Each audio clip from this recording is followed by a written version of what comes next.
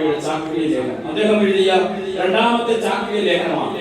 അതിന്റെ പേര് ഇപ്രകാരമാണ്, പ്രത്യാശയിൽ രക്ഷ. 14 മാർപ്പാപ്പ പറയുന്നത് ഇപ്രകാരമാണ്, പ്രത്യാശിക്കുന്നവൻ വ്യത്യസ്തനായി ജീവിക്കുന്നു. എന്ന് പറഞ്ഞേ, പ്രത്യാശിക്കുന്നവൻ വ്യത്യസ്തനായി ജീവിക്കുന്നു. പ്രിയമുള്ളവരെ, മാർപ്പാപ്പ പറഞ്ഞു വെക്കുകയാണ്, ക്രിസ്ത്യാനിക്കൊരു ഭാവിയുണ്ട്. അത് ഇരുളടഞ്ഞ ഭാവിയല്ല, മറിച്ച് വെളിച്ചം നിറഞ്ഞ ഭാവിയാണ്. അത് സ്വർഗമാണ് എന്ന് മാർപ്പാപ്പ പറയുക. അപ്പൊ ക്രിസ്ത്യാനിക്കൊരു ഭാവിയുണ്ട്, അത് ഇരുളടഞ്ഞ ഭാവിയല്ല, വെളിച്ചം നിറഞ്ഞ ഭാവിയാണ്, അത് സ്വർഗമാണ് എന്ന് മാർപ്പാപ്പ പറയുക. പ്രിയമുള്ളവരെ, നമ്മളൊക്കെ വിളിക്കപ്പെട്ടിരിക്കുന്നത് സ്വർഗത്തിൽ പോകുവാനായിട്ടാണ്, അല്ലെ? സ്വർഗത്തിൽ പോകണമെന്ന് ആഗ്രഹമില്ലേ? നമ്മുടെ ദൈവത്തിൽ നിന്നാണ് വന്നത്, സ്വർഗത്തിൽ നിന്നാണ് വന്നത്, തിരിച്ച് സ്വർഗത്തിൽ ചെല്ലണം. അതാണ് നമ്മുടെ ജീവിതത്തിന്റെ ലക്ഷ്യം. കുട്ടികളോടൊക്കെ സംസാരിക്കുമ്പോൾ അവരോട് ചോദിക്കും, അല്ലെ മക്കളെ, സൺഡേ സ്കൂളിലൊക്കെ പഠിക്കുമ്പോൾ ടീച്ചർമാർ നിങ്ങളോട് പറയാറുണ്ട്, അല്ലെ, സ്വർഗത്തിൽ പോകാൻ ആഗ്രഹമുള്ളവർക്ക് കൈവക്കാൻ പറയും. ആഗ്രഹമുള്ളവർക്ക് കൈവയ്ക്കുക, സ്വർഗത്തിൽ പോകാൻ ആഗ്രഹമുള്ളവർക്ക് കൈവയ്ക്കുക. എല്ലാവർക്കും ആഗ്രഹമുണ്ട്. അച്ഛൻ ഇങ്ങനെ ഒരു ക്ലാസ്സിലെ കുട്ടികളെ സന്ദർശിക്കുമ്പോൾ, അവർക്ക് ക്ലാസ് എടുത്തുകൊണ്ടിരുന്നപ്പോൾ അവരോട് ചോദിച്ചു, കൈതാത്തിലോ, സ്വർഗത്തിൽ പോകാൻ ആഗ്രഹമുള്ളവരൊക്കെ കൈവക്കാൻ പറയും. എല്ലാവരും കൈവക്കി, പക്ഷേ ഉണ്ണിക്കുട്ടൻ കൈവക്കിയില്ല. അപ്പൊ അച്ഛൻ ഉണ്ണിക്കുട്ടനെ വിളിച്ചു, ഉണ്ണിക്കുട്ട എന്ത് പറ്റി, നിനക്ക് സ്വർഗത്തിൽ പോകണ്ടേ എന്ന് ചോദിച്ചു. അപ്പോൾ ഉണ്ണിക്കുട്ടൻ പറഞ്ഞു, അച്ഛോ, എനിക്ക് പോകണമെന്നൊക്കെ ആഗ്രഹമില്ല, പക്ഷേ എന്റെ അമ്മ സമ്മതിക്കത്തില്ല. എന്താ പ്രശ്നം? എന്റെ അമ്മ പറഞ്ഞിരിക്കുന്നത്, വീട്ടിൽ നിന്ന് പോന്നാൽ പള്ളി, പള്ളിയിൽ നിന്ന് വിട്ടാൽ വീട്, വേറെ എങ്ങോട്ട് നീ പോകരുതെന്നാണ് അമ്മ പറഞ്ഞിരിക്കുന്നത്. അപ്പോൾ പ്രിയമുള്ളവരെ, പലപ്പോഴും നമ്മൾ ചിന്തിച്ചിരിക്കുന്നത് ഇങ്ങനെയാണ്, ഉണ്ണിക്കുട്ടനെ പോലെയാണ്. നമ്മുടെയൊക്കെ ലക്ഷ്യം സ്വർഗമായിരിക്കണം. സ്വർഗം സ്വന്തമാക്കാനാണ് നമ്മൾ ജീവിക്കുന്നത്. സ്വർഗത്തെ മുന്നിൽ കണ്ടുകൊണ്ട് ജീവിക്കുവാനായിട്ട് നമുക്ക് സാധിക്കണം. ഈ ലോകത്തിലെ ജീവിതം പൂർത്തിയാക്കി സ്വർഗത്തിൽ നിത്യമായി ദൈവത്തോടൊത്ത് സന്തോഷിക്കുവാനായിട്ട് കഴിയും എന്നുള്ള പ്രതീക്ഷയാണ് പ്രത്യാശ. ഈ ലോകത്തിലെ ജീവിതം നമ്മൾ പൂർത്തിയാക്കി കഴിയുമ്പോൾ സ്വർഗത്തിൽ ദൈവത്തോടൊത്ത്, മാലാഖമാരോടൊത്ത് നിത്യമായി ജീവിക്കുവാനായിട്ട് എനിക്ക് കഴിയുമെന്നുള്ള പ്രതീക്ഷ, അതാണ് പ്രത്യാശ എന്ന് ബെനഡിക്ട് 16 മാർപ്പാപ്പ നമ്മളോട് പറഞ്ഞിരിക്കുകയാണ്. പ്രിയമുള്ളവരെ, ഇന്നത്തെ തലമുറയിലേക്ക് നോക്കുമ്പോൾ നമുക്ക് കാണാനായിട്ട് സാധിക്കുന്നത് ഈ പ്രത്യാശ നഷ്ടപ്പെട്ടുകൊണ്ടിരിക്കുകയാണ്.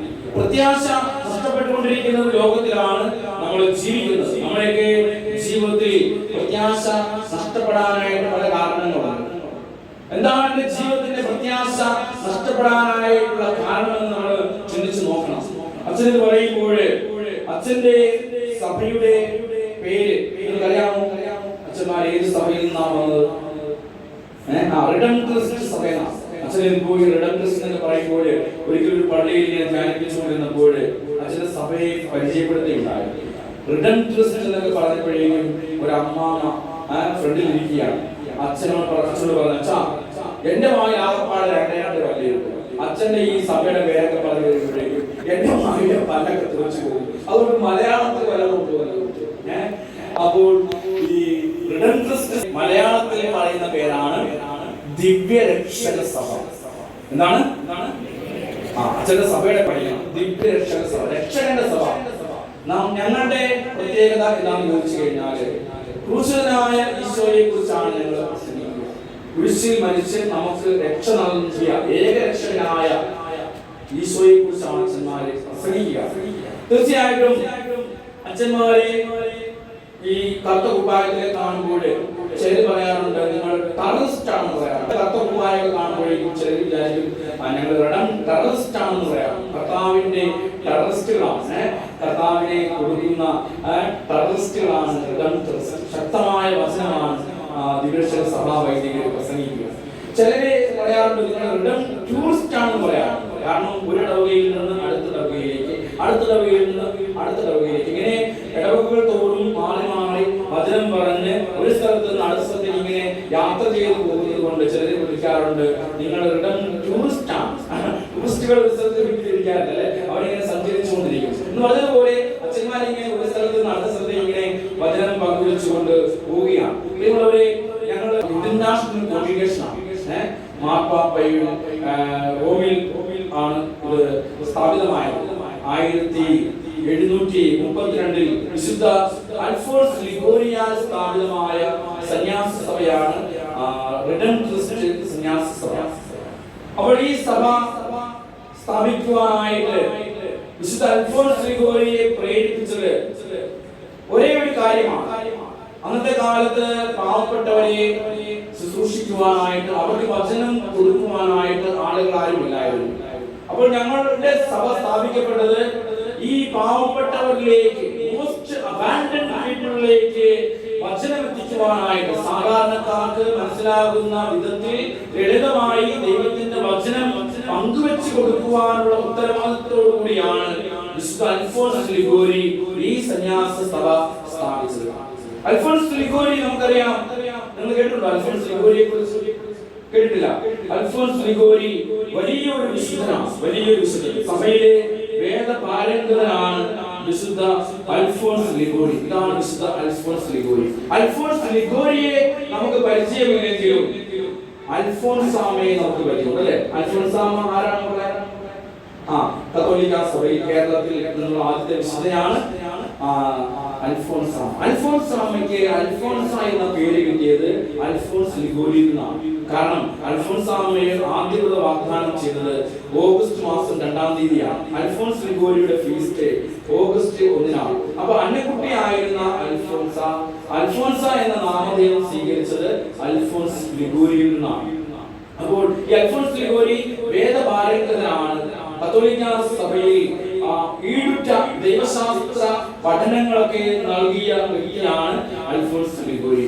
പറഞ്ഞേ ഹല്ലേലൂയ, പറഞ്ഞേ ഹല്ലേലൂയ, ഹല്ലേലൂയ. രക്ഷപ്രാപിക്കാനായിട്ട് എല്ലാവർക്കും സാധിക്കൂ?